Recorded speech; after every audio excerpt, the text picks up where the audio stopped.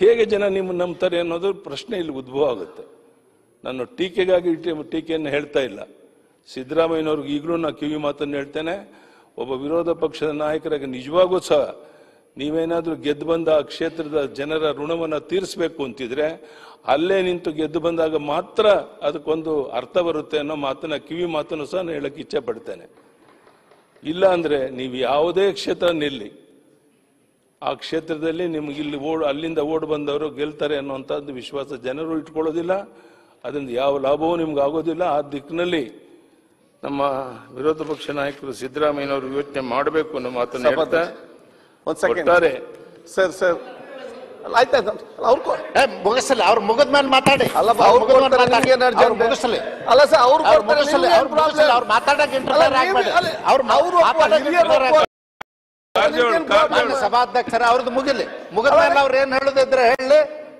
ಸಭಾಧ್ಯಕ್ಷರೇ ಹಿರಿಯರೆಲ್ಲ ಕಾರಜೋಳ ಹೇಳಿಯಪ್ಪ ಪ್ಲೀಸ್.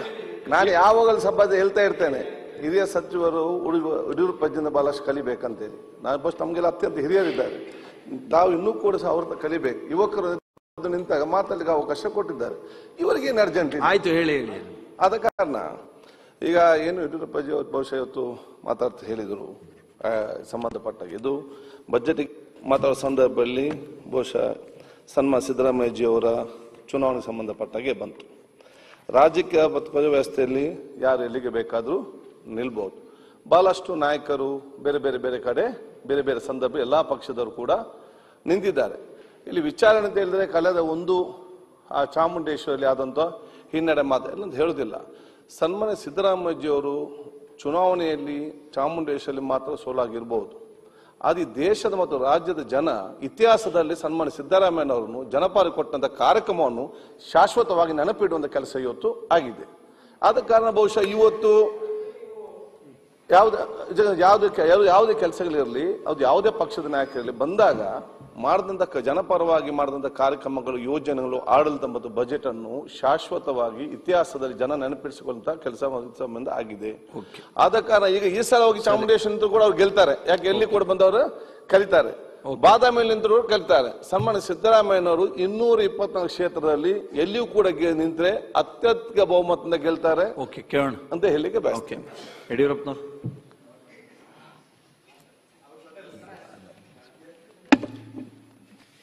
ನೀವು ಆ ಕಡೆ ಕುಂತ್ಕೊಂಡು ಸಿದ್ದರಾಮಯ್ಯನವರ ಪರವಾಗಿ ಮಾತನಾಡುವಂಥದ್ದು ಸ್ವಾಭಾವಿಕ, ಅದಕ್ಕೆ ನಂದೇನು ಅಭ್ಯಂತರ ಇಲ್ಲ.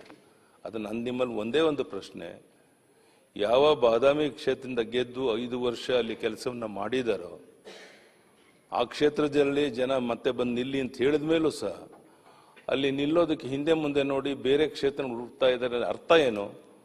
ಅದರ ಅರ್ಥ ಅವರು ಬಾದಾಮಿನಲ್ಲಿ ಹೋಗಿ ಗೆಲ್ಲುವಂತ ಆತ್ಮವಿಶ್ವಾಸ ಅವ್ರಿಗಿಲ್ಲ. ಒಂದು ನಿಮಿಷ ಕೇಳಿ ಸಾಹೇಬ್ರೆ, ಆತ್ಮವಿಶ್ವಾಸ ಅವ್ರಿಗೆ ಇಲ್ಲದೆ ಇರೋದ್ರಿಂದ ಈ ಕ್ಷೇತ್ರಗಳು ಹುಡುಕಾಟ ನಡೆಸಿದ್ದಾರೆ. ಒಂದು ರೀತಿ ಆ ಭಾಗದ ಜನರಿಗೆ ನಂಬಿಕೆ ದ್ರೋಹ, ವಿಶ್ವಾಸ ದ್ರೋಹ ಮಾಡ್ತಿದ್ದಾರೆ ಅಂತ ಸಾಮಾನ್ಯ ಜನ ಮಾತನಾಡುವಂತ ಸ್ಥಿತಿಗೆ ಅವ್ರು ಬಂದು ಮುಟ್ಟಿದ್ದಾರೆ. ಅದರಿಂದ ಅವ್ರು 224 ಕ್ಷೇತ್ರದಲ್ಲಿ ಎಲ್ಲಿ ಬೇಕಾದ್ರೂ ಗೆಲ್ತಾರೆ ಅನ್ನೋದು ಸೋತುದ್ಯಾಕೆ? ಚಾಮುಂಡೇಶ್ವರಿ ಸೋತುದ್ಯಾಕೆ?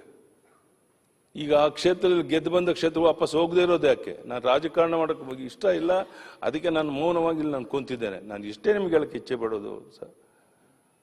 ತಾವು ತುಂಬಾ ಚೆನ್ನಾಗಿ ಮಾತಾಡ್ತೀರಾ, ಡಿಫೆಂಡ್ ಮಾಡ್ಕೊಂತೀರಾ ಸರ್ಕಾರವನ್ನ, ಅದ್ರ ಬಗ್ಗೆ ನಂದೇನು ಅಭ್ಯಂತರ ಇಲ್ಲ. ಆದ್ರೆ ನಾನು ಈ ಭಾಗದ ನಮ್ಮ ಶಾಸಕರು ಹೇಳಕ್ಕೆ ಇಚ್ಛೆ ಪಡುವಂತಹದ್ದು, ಸೂರ್ಯ ಚಂದ್ರ ಇರೋದು ಎಷ್ಟು ಸತ್ಯನೋ ಅಷ್ಟೇ ಸತ್ಯ. ಸ್ಪಷ್ಟ ಬಹುಮತಕ್ಕೆ ಮತ್ತೊಮ್ಮೆ ನಾವು ಅಧಿಕಾರಕ್ಕೆ ಬರುವಂತದ್ದು ನಿಶ್ಚಿತ. ನೀವು ವಿರೋಧ ಪಕ್ಷದಲ್ಲಿ ಆ ಕಡೆ ಕುಂತ್ಕೊಳ್ಳೋದು ನಿಶ್ಚಿತ. ಈ ಬಗ್ಗೆ ಯಾವುದೇ ಅನುಮಾನ ಬೇಡ. ನಾನು ಈ ಭಾಗದ ಶಾಸಕರಿಗೆ ವಿನಂತಿ ಮಾಡ್ತೇನೆ, ಇವತ್ತಿನಿಂದ